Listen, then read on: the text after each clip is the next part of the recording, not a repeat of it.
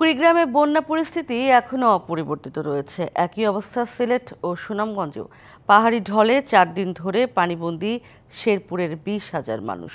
কুড়িগ্রামে ব্রহ্মপুত্র নদের পানি সামান্য কমলেও বিপদসীমার এখনও 70 সেন্টিমিটার উপর দিয়ে প্রবাহিত হচ্ছে। 3 শতাধিক চরের বসতবাড়ি পানিতে তলিয়ে থাকায় শুকনো খাবার ও সুপেয় পানি সহ বিভিন্ন সমস্যায় ভুগছেন সেখানকার মানুষ। গত 3 দিন ধরে কমতে থাকা তিস্তা, ধরলা ও দুধকুমার নদীর পানি আবারও বাড়তে শুরু করেছে। এদিকে শেরপুরের সব নদ নদীর পানি কমলেও দ্রুত বাড়ছে পুরাতন ব্রহ্মপুত্র নদের পানি। উজান থেকে নেমে আসা পাহাড়ি ঢলে আকস্মিক বন্যায় এখনও ভোগান্তিতে 4 উপজেলার 40টি গ্রামের প্রায় 20,000 মানুষ। এদিকে সুনামগঞ্জেও বন্যা পরিস্থিতি অপরিবর্তিত রয়েছে। সুনামগঞ্জ পয়েন্টের সুরমা নদীর পানি বিপদসীমার 15 সেন্টিমিটার উপর দিয়ে প্রবাহিত হচ্ছে। পানি ধীরগতিতে নামায় এখনও নিচু এলাকায় অনেক সড়কে পানি রয়ে গেছে।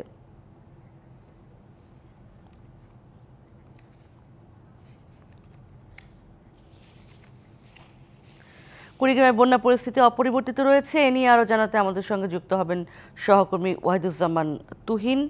তুহিন, বন্যা পরিস্থিতির সবশেষ অবস্থা কি কুড়িগ্রামে জানাবেন? পানি কমলো কিনা? উর্মি, পানি কমেনি, ঠিক সেভাবেই কমেনি। আমরা গত 3 দিন ধরে আমরা জানাচ্ছিলাম যে ব্রহ্মপুত্রের পানি 80 সেন্টিমিটার উপর দিয়ে প্রবাহিত হচ্ছে। সেটি সামান্য কমে এখন আজ সকাল 9টায় সেটি 70 সেন্টিমিটার উপর দিয়ে প্রবাহিত হচ্ছে। তো এটি আসলে 10 সেন্টিমিটার খুব একটা প্রভাব পড়েনি বানবাসী মানুষের কাছে, কারণ সেই আমরা দেখেছি যে প্রায় ব্রহ্মপুত্র পাড়ের বিশেষ করে প্রায় 3 শতাধিক চর রয়েছে। সেই চরগুলোর প্রায় অধিকাংশ বাড়ি আমরা দেখেছি পানির নিচে দেখেছি, কারণ সে বাড়িগুলোর একেবারেই চাল পর্যন্ত পানি যে উঠে গেছে। সেই বাড়িগুলোর যে দুর্ভোগ, সে মানুষগুলোর থাকার অনেক মানুষ সে বাড়িতেই রয়েছিল উঁচু মাচান করে, এবং অনেক নৌকায় রয়েছিল। তো সেই দুর্ভোগগুলো কিন্তু বেশ এই সামান্য পানি কমাতে খুব একটা প্রভাব পড়েনি। অন্যদিকে পানি উন্নয়ন বোর্ডের যে ফোরকাস্ট তারা যে জানাচ্ছিল যে আগামী 72 ঘন্টা পানি বৃদ্ধি অব্যাহত থাকবে, সেটির আজকে দ্বিতীয় দিন চলছে। আর 24 ঘন্টা বৃদ্ধির তাদের ফোরকাস্ট রয়েছে। কিন্তু যেটি হয়েছে যে আভ্যন্তরীণ বৃষ্টিপাত অনেকটা কমে গেছে, যদিও উজানে কিন্তু আবার বৃষ্টিপাত বাড়ায়। এদিকে ধরলা এবং দুধকুমার এবং তিস্তা নদীতে কিন্তু পানি আবার বাড়তে শুরু করেছে। আজকে সকাল 6টা থেকে তাদের ফোরকাস্ট আবার বাড়তে শুরু করেছে, কিন্তু বাড়লেও আসলে গতি খুব একটা নেই। সেখানেও পানির গতি বৃদ্ধির হারটা খুব তুলনামূলক বিগত কয়েকদিনের থেকে কিছুটা কম রয়েছে। তবে পানির নামার যে ধীরগতি, এটি ব্রহ্মপুত্র হয়, যেহেতু সবগুলো পানি নেমে যাবে কুড়িগ্রামের ধরলা, তিস্তা, ব্রহ্মপুত্র, দুধকুমারের পানি ব্রহ্মপুত্র হয়ে নেমে যায়। যেহেতু ব্রহ্মপুত্রে পানি কমার হারটা অনেকটাই কম, সে কারণে পানি উন্নয়ন বোর্ড বলছিল যে আসলে খুব একটা বড় বন্যা না হলেও স্থায়ী হবে, পানিটা দীর্ঘ সময় হয়তো থাকতে পারে লোকালয়ের মধ্যে।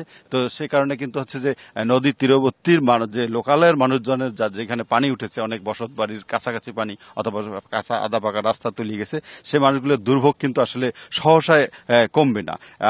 আর এই কারণে কিন্তু হচ্ছে যে এই জেলার যে প্রায় 5টি উপজেলা, আমাদের কুড়িগ্রাম, রৌমারী, চিলমারী, রাজীবপুর, নাগেশ্বরী সহ বেশ 5টি এলাকার কিন্তু বলা যায় যে বেশ কিছু এলাকায় কিন্তু পানি ঢুকে রয়েছে। তো সেই জায়গাগুলো থেকে আসলে সহসায় দুর্ভোগ যেমন কমবে না তেমন বলে আভাস দিয়েছে পানি উন্নয়ন বোর্ড।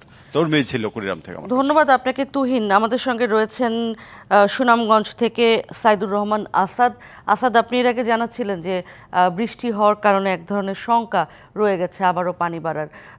আবহাওয়া অফিস কি বলছে, কতদিনে আসলে এই সমস্যার সমাধান হতে পারে? ধন্যবাদ উর্মি। সুনামগঞ্জ পানি উন্নয়ন বোর্ড জানিয়েছে এরকম বৃষ্টিপাত আরো কয়েকদিন অব্যাহত থাকার সম্ভাবনা রয়েছে, এবং এতে করে যেসব নিচু এলাকায় পানি প্রবেশ করেছে, বিশেষ করে সড়কের উপরে পানি প্রবেশ করেছে, অনেক গ্রামীণ সড়ক ভেঙে গেছে। যেসব সড়কের উপর পানি প্রবেশ করেছে সেই সব সড়কের উপর দ্রুত পানি নামছে না, আরো কয়েকদিন স্থায়ী হচ্ছে।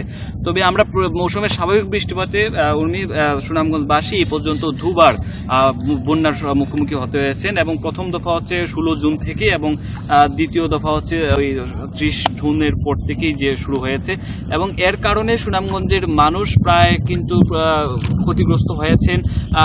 যদি বলি যে সুনামগঞ্জের অনেক গ্রামীণ সড়ক আমি দেখেছি, সুনামগঞ্জ পৌর শহরের সদর উপজেলার অনেক গ্রামীণ সড়ক ভেঙে গেছে, যে সড়ক কয়েক কোটি টাকা দিয়ে গত বছর নির্মাণ করা হয়েছিল সেই সড়কের কোনো অস্তিত্ব নেই।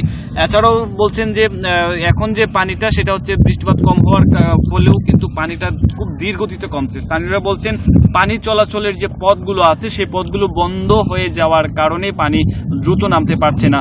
নদীর পানি যদিও গত দুদিন যাবৎ খুব একটা বেশি কমেনি, গত দুদিন আগেও 10 সেন্টিমিটার নিচ দিয়ে প্রবাহিত হচ্ছিল, সেটি এখন কিন্তু আজকে সকাল 9টায় বিপদসীমার 15 সেন্টিমিটার নিচ দিয়ে, অর্থাৎ বিপদসীমা অনেক নিচ দিয়ে কিন্তু সুরমা নদীর পানি প্রবাহিত হচ্ছে। তবে যেসব লোকালয়ে পানি প্রবেশ করেছিল সেসব লোকালয় থেকে পানি খুব ধীর গতিতে নামছে, এতে করে মানুষের ভোগান্তি সেটি দীর্ঘস্থায়ী হচ্ছে এবং যদি পানি না নামে এইসব সড়ক থেকে তখন কিন্তু কি পরিমাণে ক্ষয়ক্ষতি হয়েছে সেটিও কিন্তু বোঝা যাবে না। তো উর্মি, সুনামগঞ্জের যে বন্যা পরিস্থিতি সেটি ধীরে ধীরে উন্নতি হচ্ছে, তবে পুরোপুরি কমতে সেটি আরো কয়েকদিন সময় লাগবে। এই ছিল সুনামগঞ্জের বন্যা পরিস্থিতি সর্বশেষ। অনেক ধন্যবাদ আপনাকে সাইদুল আসাদ।